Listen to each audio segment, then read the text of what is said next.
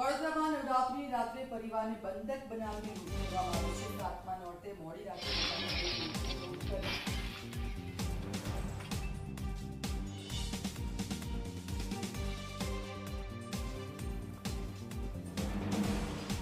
તો સાતમા નોરતે મોડી રાત્રે બુકાનીધારી ટોળકીએ લૂંટ કરી છે. 2.5 વર્ષની માસૂમ દીકરી પર તલવાર મૂકીને લૂંટને અંજામ આપવામાં આવ્યો. ઘરમાં ઘૂસેલા બે લોકોએ રોકડ 3 લાખ અને 4.47 લાખના દાગીનાની લૂંટ કરી.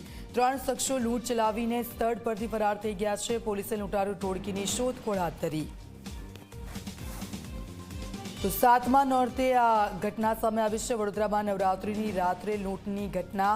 બુકાનીધારી ટોળકી લૂંટ કરીને ફરાર થઈ ગઈ છે. રોકડ 3 લાખ અને 4.47 લાખના દાગીના લૂંટીને ફરાર થયા છે આ શખ્સો.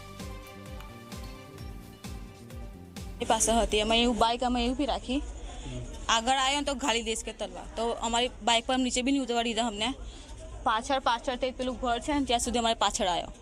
ગાલી દેશ બૂમ પાડી તો બી ગાલી દેશ તલવાર અંદર ગઈ. તો પછી બીજા બે અંદર હતા એ કંઈ ઉભો હતો. હા અમારી આંખો દેખા અમારી બધી વસ્તુ અમારી સામે ત્યાંથી લઈને ગયા એ લોકો. મારી છોકરી અમારી સાથે હતી. બૂમો પાડી તો છોકરીને મારી નાખીશ કેસ. હવે બૂમો કઈથી પડે અમારે. મારી નાની છોકરી છે 2.5 વર્ષની છોકરી છે અમારી.